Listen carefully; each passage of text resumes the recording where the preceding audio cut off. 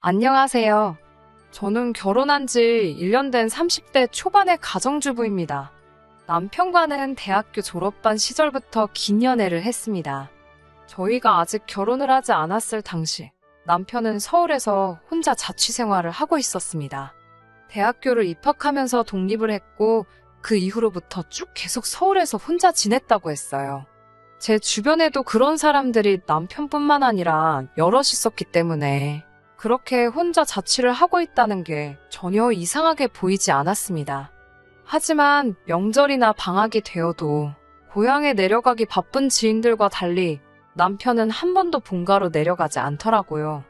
방학 기간은 그렇다 치더라도 명절에는 가족들 생각이 나고 만나고 싶을 법도 한데 늘상 혼자 비좁아 터진 자취방에서 머무는 게 일이었어요. 저희가 연애를 시작한 지 얼마 되지 않았을 때입니다. 설날이 코앞인데 기차표도 안 사고 가타부타 고향에 내려가네 하는 말도 없이 느긋하게 방에서만 지내려는 남편을 보고 제가 부모님 보러 갈 준비 안 할 거냐고 물으니 자기는 안 가도 된다고 하더라고요. 생각해보니 부모님과 통화하는 모습도 제대로 본 적이 없었지요. 혹시나 하는 마음에 조심스레 왜 안 가냐고 물었지만 남편은 저랑 오래 붙어있고 싶어서 그런다며 능구렁이같이 말을 돌리더라고요.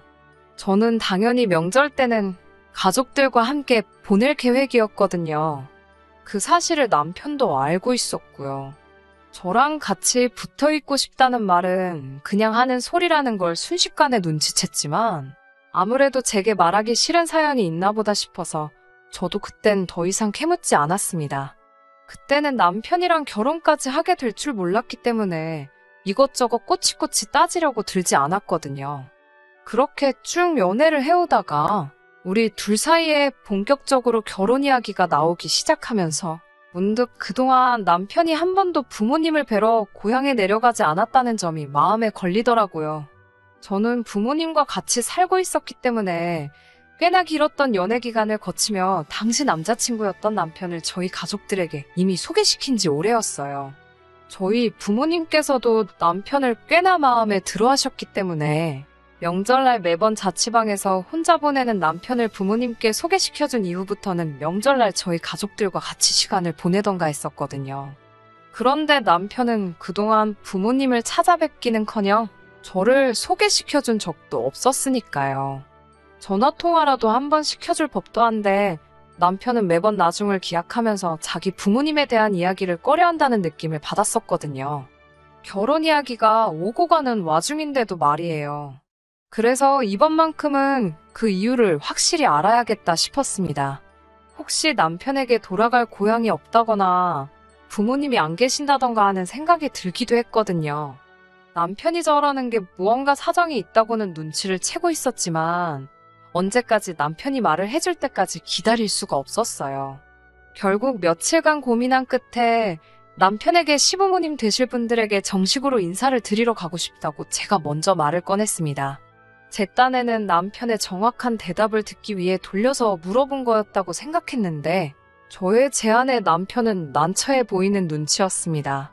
저는 다시 한번 어차피 상견례를 하게 되면 양가 어른들 다 모셔야 되는 거 알지 않냐고 적어도 그 전에 저를 부모님께 인사드리고 싶다고 채근하듯이 이야기를 하니 남편이 잠시 망설이다 저에게 털어놓을 게 있다며 자초지종을 듣고 놀라거나 자기를 다르게 생각하지 말아달라고 부탁하더군요. 그런 남편의 말이 꽤나 비장하게 들려서 저도 어느 정도 각오를 했지만 남편이 들려준 이야기는 저에게는 꽤나 충격적인 이야기였습니다. 남편에게는 세 분의 아버지가 계시다고 했습니다. 첫 번째 아버지는 남편이 세상에 빛을 보게 해주신 친아버지입니다. 하지만 남편이 태어나고 얼마 지나지 않아서 불의의 사고로 세상을 떠나셨대요. 워낙 남편이 어렸을 때 일이기에 사진으로 본 얼굴만이 기억에 있을 뿐 친아버지와의 그 어떤 추억도 없다고 했습니다. 친아버지가 돌아가시고 나서 반년 정도 지났을 무렵 시어머니는 동네에서 세탁소를 운영하던 분과 재혼을 하게 되셨대요. 그분이 바로 시어머니의 두 번째 남편입니다. 남편에게는 그분이 진짜 아버지나 마찬가지였다고도 하네요. 어머님이 재혼을 하고 얼마 지나지 않아서 두 분 사이에서 남자아이가 태어나면서 남편에게는 소위 배다른 형제가 생겼다고 합니다. 비록 이복 형제이기는 했지만 남편이 아버지에게 차별받거나 한 적 없이 두 형제 간의 사이도 좋았다고 하더라고요. 하지만 남편이 중학교를 졸업할 무렵 두 분은 이혼을 하시게 되었다고 했어요. 아버지와의 관계도 좋았고 형제끼리 우애도 돈독했다고 했는데 어쩌다 이혼을 하게 되신 거냐 물어보니 남편은 말을 이어가야 하나 말아야 하나 잠시 고민을 하는 듯 보이더니 어차피 결혼해서 살다 보면 알게 될 일인데 숨겨봤자겠지라며 나머지 이야기를 해줬습니다. 시어머니는 아주 못된 버릇이 있었는데 그건 바로 남의 물건에 손을 대는 거였대요. 두 번째 아버지가 세탁소를 운영하셨다고 했잖아요. 손님들이 가끔씩 비싼 옷을 맡기거나 했는데 어머님은 이를 돕는 척 세탁소에 나가서 가끔씩 손님들이 맡겨놓은 옷을 몰래 빼내와서 입고 다니거나 하셨다네요. 그것 말고도 동네 마트나 백화점 같은 데서도 필요하지도 않은 물건을 슬쩍 집어오는 등 그런 식의 작은 사건 사고가 많았다고 하더라고요. 아버지도 어머니가 손님들이 맡겨놓은 옷을 입고 다니는 걸 알고 있었지만 한동안 그걸 문제로 별다른 사고가 없었기 때문에 그냥 묵인해 주시고 계셨답니다. 그러다 하루는 세탁소에 온 손님이 잠시 자리를 비운 사이에 손님이 깜빡 두고 나간 핸드백에 손을 댔고 그 장면을 그대로 들켜버리는 바람에 결국 경찰서까지 가는 일이 발생한 거예요.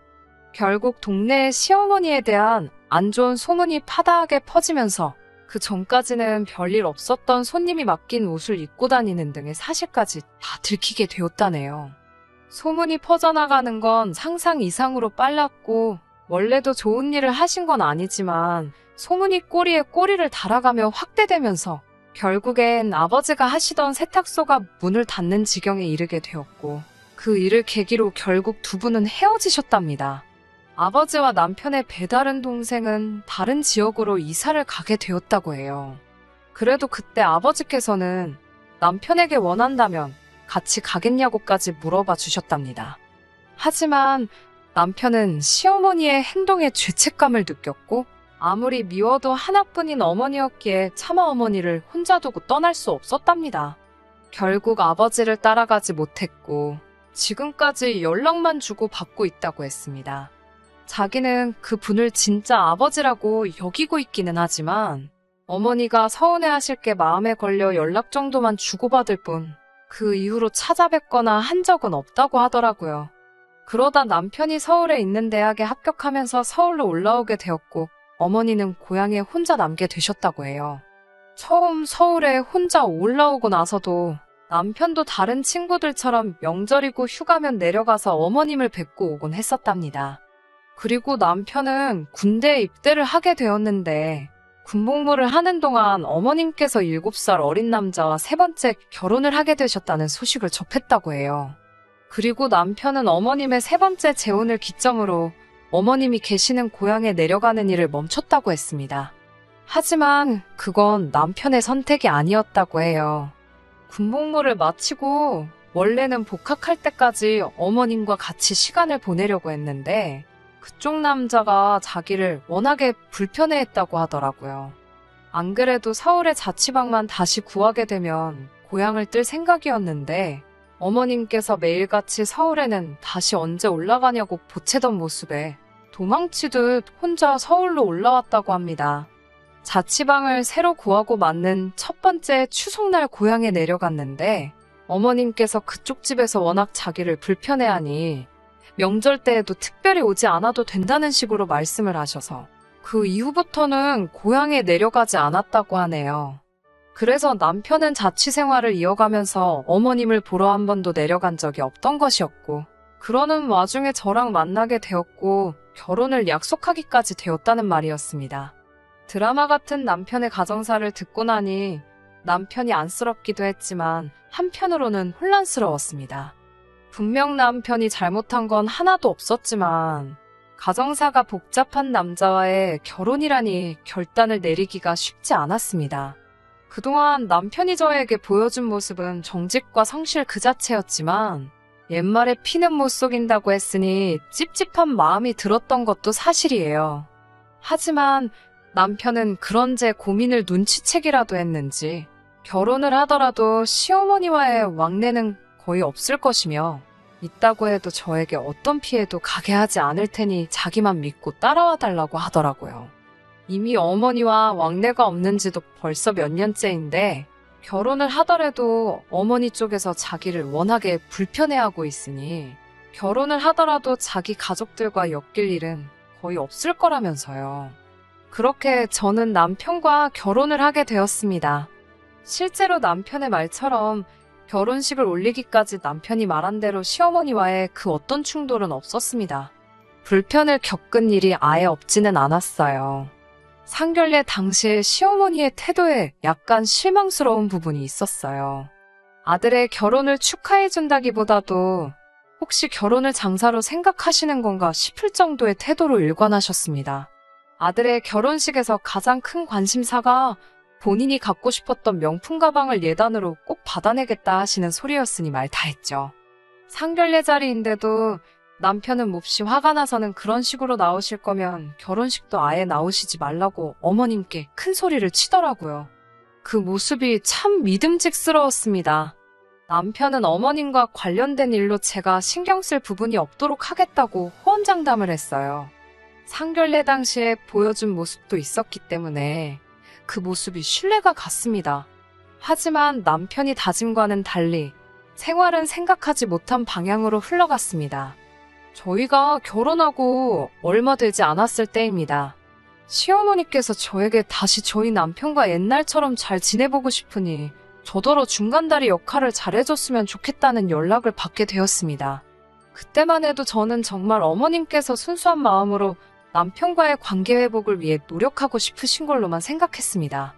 그리고 몇 주 뒤 시어머니께서 서울에서 지내게 되신다는 소식을 접하게 되었습니다.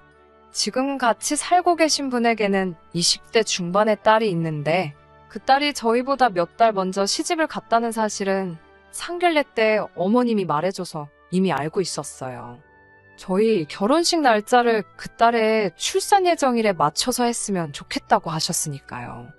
2번 왔다 갔다 하기 싫으시다고 하시면서 말입니다. 아무튼 그 신우가 이번에 출산을 하게 되면서 그 딸 산후조리를 해주러 올라오신다는 이야기였어요. 저는 속으로 친딸도 아닌데 산후조리라니 참 대단하시다는 생각을 했습니다. 그런 굉장한 모성애와 책임감을 다른 사람 자식이 아니라 당장 부모 사랑 충분히 못 받고 자란 것 같은 자기 아들에게 주셨으면 어떨까 하는 생각이 들었어요. 솔직히 산후조리를 도와주러 오신다는 말이 살짝 고깝게 들리긴 했습니다. 거기에 이어서 시어머니는 그래서 말인데라며 저에게 전화를 건 본격적인 이유를 꺼내셨습니다. 3주 동안 올라와 계셔야 하는데 그 집은 너무 작아서 당신이 계실 곳이 없다며 저희 집에 계시면 안 되겠냐는 거였어요. 생각지도 못한 부탁을 해오셨기에 당황스러웠지만 저는 시어머니께 그건 어려울 것 같다고 말씀드렸습니다. 솔직히 남편과 피 한 방울 안 섞였는데 신우라는 생각조차 안 들기도 하고 설령 100번 양보해서 그게 제 신우라고 해도 신우 산후조리 도와주러 오시는 건데 왜 잠은 저희 집에서 주무신다는 건지도 이해가 되지 않았습니다. 제가 기분이 나빠 있기도 했고요. 그렇지만 시어머니는 저에게 이참에 저희 집에 계시면서 남편과 오해도 풀고 싶다는 핑계를 대셨습니다. 그 말을 들으니 방금까지 다른 사람 자식 말고 자기 자식에게나 잘하지라고 생각했던 저였기에 무작정 안 된다고 할 수가 없더라고요. 일단 남편과 이야기를 해보겠다고 말씀을 드리곤 전화를 끊었어요. 남편에게 전화를 걸어 방금 있었던 이야기를 전하니 남편은 어이없다며 깊은 한숨을 2-3번 내쉬더라고요. 하지만 남편도 제 눈치를 보는 듯 했습니다. 말투에서 약간 아쉬움이 남아있는 듯한 게 느껴졌어요. 결국 저는 3주밖에 되지 않고 잠만 주무신다 하시니까 작은 방을 내드리자고 했습니다. 솔직히 저는 그런 계산도 했습니다. 이렇게 제가 판까지 다 깔아줬으니 두 사람이 앞으로 어떻게 되든 적어도 내 탓은 못할 거라는 계산이었어요. 그렇게 며칠 뒤 시어머니께서 저희 집에 올라오셨습니다.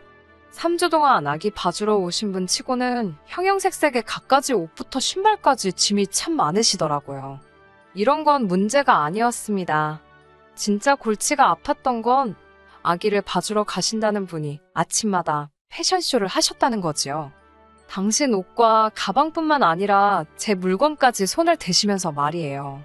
물론 저에게 말로는 한 번 걸쳐봐도 되냐, 신어봐도 되냐, 입어봐도 되냐며 허락을 구하듯이 말씀하셨지만 그건 누가 들어도 허락을 구하시는 게 아니었어요. 그리고 일단 제 것을 빌려가시면 제때 돌려주시는 법이 없었습니다. 예를 들어 올해 초봄에는 제가 큰맘 먹고 구매한 명품 가디건이 있었는데 그걸 말씀도 없이 빌려가서 몇 날 며칠을 입고 계셨어요. 결국 제가 돌려달라고 말씀드리니 그제서야 제가 아무 말도 없길래 제가 그걸 시어머니께 그냥 드린 줄 알았다는 황당한 변명을 하시더군요. 그래도 시간은 금방 흘러서 2주하고도 3일이 지났을 때였습니다. 이날의 사건만 아니었다면 저도 남편과 헤어지지는 않았을 거예요. 앞서 말씀드렸다시피 시어머니는 제 옷과 가방을 늘 탐내셨습니다. 그러다 하루는 친정어머니가 저에게 선물로 사주신 명품 가방을 이번에도 저에게 말도 없이 들고 아기를 봐주러 가셨더라고요. 그날따라 저도 저녁에 약속이 있어서 그 가방을 들려고 했는데 가방이 사라진 걸 보고 정말 짜증이 났습니다. 그래도 시어머니께 전화를 걸어 따지는 건 예의가 아닌 것 같아 참았습니다. 그런데 이튿날 드레스룸을 확인했는데 여전히 가방이 보이지 않더라고요. 결국 어머님께 제 가방은 어디 있냐고 물었습니다. 어머님은 신우가 제 가방을 보더니 기저귀 가방으로 쓰기 딱이라며 예쁘다는 소리를 하더해서 그냥 줘버렸다고 하셨어요. 그때는 저도 신경질이 나서 아무리 그래도 제 물건인데 그렇게 허락 없이 마음대로 남한테 주시면 어떡하냐고 한마디 했습니다. 어머님은 저더러 치사하다며 그깟 가방 하나 때문에 시애미를 가르치려 드냐고 오히려 적반하장으로 나오시더군요. 남편이 퇴근한 뒤 시어머니가 잠시 자리를 비우셨을 때 오늘 있었던 일을 이야기했습니다. 남편이라도 적극적으로 제 편을 들어줬으면 좋았겠지만 남편은 어차피 결혼할 때 예단을 안 했으니까 그 가방 하나로 퉁쳤다 생각하라더군요. 예단을 안 했던 이유가 뭔지 기억이 안 나냐고 제가 한마디 했어요. 그런 일이 있었는데 이제 와서 뭘로 뭐를 퉁치라는 말을 하는 거냐고 팔은 역시 안으로 굽는구나 싶더군요. 며칠 뒤 어머님이 약속하신 3주가 되었습니다. 어머님이 며칠이라도 더 있다 가신다고 하면 어쩌나 솔직히 걱정을 했는데 오히려 어머님은 제가 잡기라도 할까 걱정이라도 되는 분처럼 서둘러 짐을 챙기셨어요. 그리고는 저랑 남편이 출근한 새해 인사도 없이 고향으로 내려가셨습니다. 그런 어머님의 모습을 보니 제가 좀 더 싹싹하게 잘해드리지 못해서 그런가 싶어 마음 한켠이 무거워지더라고요. 하지만 얼마 안 가 그 이유를 알게 되었어요. 회사에서 성과급을 받거나 생각지 못한 여유돈이 생기면 저는 금을 조금씩 사모았고 그런 금이 모여 어느새 18K 금반지 4개, 24K 금반지 2개 등으로 늘어나 있었어요. 그런데 어머님이 집으로 가시고 나서야 그 금들이 없어졌다는 걸 알게 되었습니다. 도둑이 들었다면 집안이 난장판이 되어 있어야 하는데 화장품 통에 넣어놓은 금만 사라졌으니 환장할 노릇이었죠. 순간 시어머니가 머릿속에서 스쳤습니다. 시어머니는 옷하고 가방뿐만 아니라 제 화장품도 마음대로 가져다 쓰셨으니까 어쩌면 금을 넣어 둔 화장품 통을 열어보셨다가 알게 되셨던 것 같았어요. 저는 고민 끝에 남편에게 금이 없어졌는데 시어머니의 소행 같다고 이야기를 했습니다. 그러자 남편은 한 번도 보여준 적 없던 표정을 하며 저를 믿고 어머니의 과거를 털어놓은 건데 제가 그걸 약점처럼 이용한다고 화를 내더군요. 무슨 소리냐고 정황상 그렇지 않냐고 이야기하는 거라니까 어떻게 며느리가 시어머니를 도둑 취급할 수 있냐고 난리더군요. 분명히 시어머니가 맞는데 그렇다고 들이밀 만한 확실한 증거가 없으니 미치겠더군요. 시어머니 고향에 쫓아가 동네 금은방이라도 다 뒤져야 하나 어쩌나 고민하던 그때 요 근래 시어머니가 시간만 있으면 핸드폰으로 중고시장을 검색하셨던 게 문득 떠올랐습니다. 저는 설마 하는 마음으로 저희 동네와 어머님 동네를 기준으로 검색을 시작했고 오래 걸리지 않아 제 금반지들을 찾을 수 있었습니다. 아니나 다를까 저희 시어머니가 금을 판다고 글을 올리셨더라고요. 금이나 명품은 중고거래를 하면 안 되는데 아마 그걸 모르셨던 모양이에요. 저는 남편에게 그 화면을 들이밀며 이건 어떻게 설명할 거냐고 따졌습니다. 그제서야 남편은 시어머니 고질병이 도진 것 같다며 미안하다고 반지는 자기가 빠른 시일 내에 가지고 오겠다고 하더군요. 저는 됐다고 경찰에 신고하겠다고 했습니다. 남편은 가족끼리 그런 거 신고해봤자 소용없다며 그냥 이참에 진짜 예단했다 생각하고 마음을 비우라고 그러더군요. 그놈의 예단 타령은 어지간히 하라고 제가 남편에게 소리를 질렀습니다. 도둑엄마 둔 주제에 뭐가 그렇게 대단해서 예단 타령이냐고 소리를 치자 남편이 저더러 말 다 했냐며 자기 앞에 있던 신문지를 저에게 집어 던졌습니다. 이거 폭행죄로 내가 신고할 수 있다니까 마음대로 하라더군요. 무슨 친족 쌍도레인지 뭔지를 거들먹거리길래 제가 혼인신고도 안 했는데 친족 좋아한다고 비웃어줬습니다. 그 길로 저는 짐을 챙겨 친정으로 가 그간 있었던 일을 모두 털어놓았습니다. 친정 부모님은 지저분한 일은 빨리 털어버리는 게 좋다며 빨리 변호사부터 알아보라고 하시더군요. 그렇게 저는 변호사의 도움으로 손해배상 청구를 먼저 시작했습니다. 시어머니와 남편 때문에 이 혼인이 파탄났기에 위자료와 결혼식 비용에 들어간 돈을 청구했지요. 위자료 1,000만 원, 결혼식 비용 1,000만 원 그리고 시세에 맞춘 금값으로 손해배상을 해주면 절도죄로 형사고소는 하지 않겠다고 했습니다. 솔직히 하루라도 빨리 남편이나 시어머니와 관계를 끊고 싶었기 때문에 저도 일을 복잡하게 만들고 싶지도 않았거든요.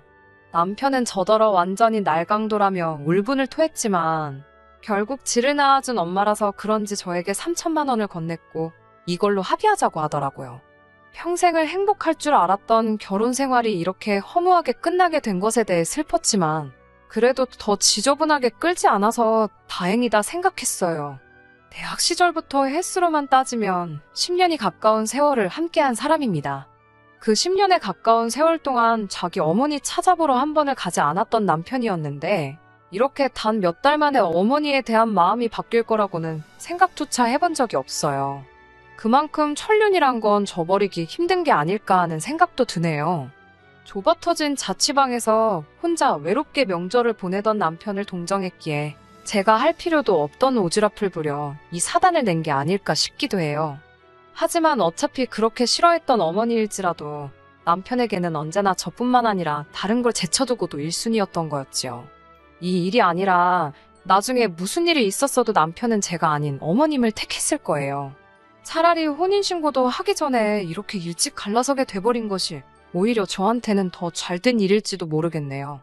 금이야 다시 사면 되는 거고 돈이야 다시 벌면 되는 거지만 이미 한번 깨져버린 부부간의 신뢰는 다시 붙여버릴 수 없는 것이니까요. 남편은 어차피 회사나 기반이 다 서울에 있기 때문에 엄마 따라 고향으로 내려가진 않았습니다. 저한테 이렇게까지 해야만 했냐며 아직도 이 모든 일의 원흉이 저라고 생각하더라고요. 하지만 저와의 결혼 생활을 포기하면서까지 지켜낸 어머님인데도 불구하고 어머님은 남편을 다시 가족의 일원으로 받아주지 않으셨나 봐요. 자기 때문에 아들의 인생이 다시 한번 만신창이가 되었음에도 결국 지난 설날에도 남편은 가족들의 따뜻함마저 느끼지 못한 채 또다시 혼자 외로운 명절을 보내야만 했었나 봐요. 이혼 후에 저에게 그 어떤 연락도 해오지 않던 남편이 후회하고 있다며 연락을 해왔거든요. 자기가 내린 결정에 대해 후회하고 있고 이미 연을 끊어낸 어머니였으니 두 번이 어렵겠냐며 저와 다시 시작하고 싶다고 어렵게 말을 꺼내왔어요. 하지만 더 이상 저는 남편을 위해 싸구려 동정심을 발휘하고 싶지 않았어요. 스스로를 그렇게 고립하고 외로운 삶을 선택한 건 그 누구도 아니고 당신 본인의 결정 아니겠냐고 했어요. 이미 저와도 부부의 연을 한번 끊어낸 사람인데 나라고 두 번이 어렵겠냐. 어머니와 나 사이에서 두 번 다시 당신을 줄다리기 하고 싶은 생각이 없으니 이번을 마지막으로 저에게 그 어떤 연락도 하지 말아달라고요. 스스로 자초한 일이니 그에 따른 책임은 당신이 지는 거라고 했어요. 남편은 앞으로도 쭉 혼자서 그렇게 외롭게 지내게 되겠지요.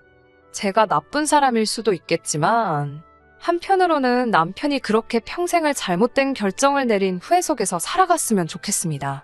저나 남편이나 아직 전기 때문에 두 번째 기회가 있을 테지만 적어도 이번 일이 남편이 다시 두 번째 기회를 갖게 되었을 때 진짜 중요하게 생각해야 할 게 무엇인지 교훈이 되었을 거라 생각하려고 해요. 아니면 그렇게 평생을 가족이란 울타리 없이 혼자 살아야만 할 테니까요. 끝까지 들어주셔서 감사합니다. 오늘의 사연은 여기까지입니다. 구독과 좋아요, 알람 설정 부탁드리고 더 좋은 사연으로 다시 찾아뵙겠습니다. 감사합니다.